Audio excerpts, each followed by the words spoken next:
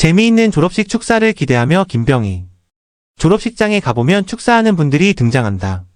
졸업의 의미를 강조하는 여러 형태의 축사가 졸업식장에 울려 퍼진다. 대학 본부에서 주관하는 전체 졸업식은 물론이거니와 별도로 준비한 학과 행사에서도 축사가 이어진다. 졸업 축사를 대강 톱아보면 졸업은 끝이 아니라 새로운 시작이라는 상투적인 표현이 많다. 심지어 졸업식 축사 모음집을 검색해 일부 표현만 살짝 바꿔 쓰는 경우도 있으니 진부한 내용이 난무하는 것은 어쩌면 지극히 당연한 현상이다. 자주 등장하는 상투적인 표현은 대강 이렇다. 평온했던 학창시절이 끝나고 냉엄한 현실이 기다리고 있으니 남다른 각오와 자신감으로 꿋꿋이 헤쳐나가라거나 부모님의 도움으로 대학까지 졸업했으니 앞으로는 부모님께 손을 벌리지 말라고 권고하는 내용이다. 성실하게 살다 보면 언젠가는 빛을 볼 테니 누가 알아주지 않더라도 맡은 일을 묵묵히 감당해 나가라거나 상대방을 이기려 하지 말고 져준다는 마음으로 양보하다 보면 결국 기쁨으로 돌아올 것이라는 덕담도 있다. 모두 귀한 말씀인지라 현장에서 고개를 끄덕이는 분들도 있고 반응도 좋다. 그런데 딱 거기까지다. 졸업식장을 빠져나가는 순간 도대체 무슨 말을 들었는지 가물가물하게 느끼는 학생들도 많으리라.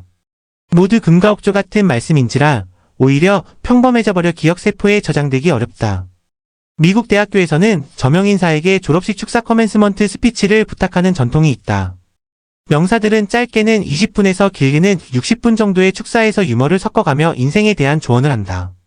졸업식 축사를 대학 시절의 진정한 마지막 강의라고 부르는 까닭도 그 때문이다. 애플의 창업자 스티브 잡스가 2005년 6월에 스탠포드 대학교 졸업식장에서 했던 연설이 사람들이 기억하는 가장 유명한 축사이지 싶다. 계속 갈망하라. 여전히 우직하게 스테이 헝그리 스테이 플릿이. 그의 축사에서는 현실에 안주하지 말고 우직하게 도전하라는 메시지가 돋보였는데 잡스는 자신의 인생 역정을 14분 동안 이야기한 다음 마무리 대목에서 강렬한 한마디를 남겼다. 이처럼 졸업식 축사는 주옥같은 말씀을 길게 나열하는 것보다 촌철살인의 한마디를 전달해야 효과적이다. 졸업식 축사에서 상투적이고 진부한 내용을 전할 바에는 차라리 연사가 노래 한 곡을 불러주고 연단에서 내려오는 편이 낫다. 졸업식 축사에서는 유머러스하게 말문을 열고 나서 본론으로 들어가는 말의 순서 조정도 중요하다. 영화배우 로버트 드니로는 2015년 5월에 뉴욕 대학교 TC예술대학의 졸업식 축사를 시작하며 이런 말을 던졌다. 여러분은 해냈습니다. 그리고 여러분은 망했습니다. 근데 YOUR이 퍽트. 그 순간 폭소가 쏟아졌고 사람들은 시종일관 반어법으로 가득 찬 연설에 집중했으며 결국 명연설이었다는 평가를 받았다. 졸업식 축사에서 뜻밖의 사례를 제시하며 역설적인 화법을 구사해도 좋다.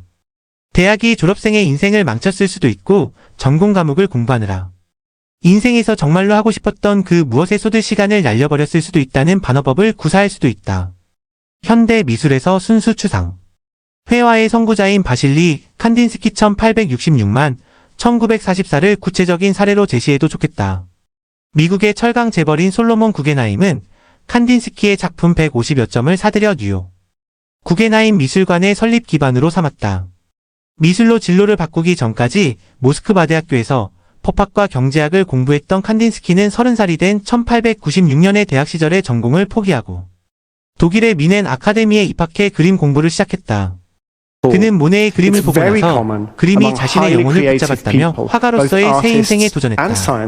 이런 칸딘스키에게 대학은 그 무엇에 쏟을 시간을 앗아간 장애물로 작용했을 가능성도 있다. 스티브 잡스를 비롯한 대학 중퇴자들이 자신이 꿈꾼 분야에서 대성공을 거두었다는 사실도 대학의 존재 이유를 되묻게 한다. 대학의 숭고한 이념과 가치가 물론 세속적인 성공을 위해서만 존재하지는 않지만 말이다. 대학 졸업식은 해마다 돌아온다. 축사를 하실 분들은 상투적인 표현을 이제 그만 제발 멈추시기를. 재미있고 감동적인 축사를 준비해 진정한 마지막 강의를 들려주시길 기대한다. 돈세다 잠드소서 2주. 오랫동안 잠겨있던 문이 드디어 열렸다. 멀쩡한 건물이 오랫동안 폐허처럼 버려진 것 같아 자주 안타까운 마음이 들었던 참이었다. 오랫동안 문이 닫혔다는 건 경제 불황이라는 현실과 맞닿아 있고 그 파장은 의외로 넓은 것이기 때문이다.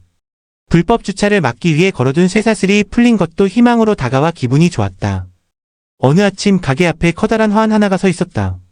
화환에는 돈세다 잠드소서라는 문구가 쓰인 리본이 매달려 있었다. 요즘 트렌드에 어울리는 쌈박한 문구가 대박 나기를 기원하는 최상의 마음이라는 생각이 들었다. 자본주의 사회에서 경제적 여유는 어느 것과도 비교할 수 없을 만큼 위력을 지닌다. 신년을 맞아 쉽게 볼 수 있는 동영상 운세에도 건강운보다, 애정운보다, 재물운이 제일 우선순위에 있는 것만 봐도 그 중요성을 알 수 있다. 황금만능 시대의 한 단면을 보는 것 같아서 씁쓸하기도 하지만 새삼 경제관념에 대한 정의를 다시 세우게 된다. 문을 연 가게는 요즘 가장 흔한 베이커리 카페였다. 도심 곳곳에 한 집 걸러 카페가 성행하지만 카페 외의 다른 품목은 더 절망적이라는 반증인 것 같아 환영할 일은 아니지 싶었다. 돈 세다 잠들라라는 문구는 새로 사업을 시작하는 사람에게는 더할 나위 없는 덕담이지만 따지고 보면 어불성설이다. 언제부터인가 카드 사용이 일반화된 뒤로 현금을 사용해서 거래하는 일은 극히 드물다. 편의점에서 몇백 원짜리 물건도 카드로 결제하는 세상, 그것이 거래의 기본이 된 지 오래다. 우리 아이들만 해도 지갑에 1,000원짜리 지폐 한 장도 넣지 않고 다니니 현금의 실효성이 얼마나 미미한지 알 수 있다. 그래서 과연 돈 세다 잠들 일이 있을까 싶으면서도 그럴 수 없는 현실이기에 오히려 더 간곡하게 다가왔다.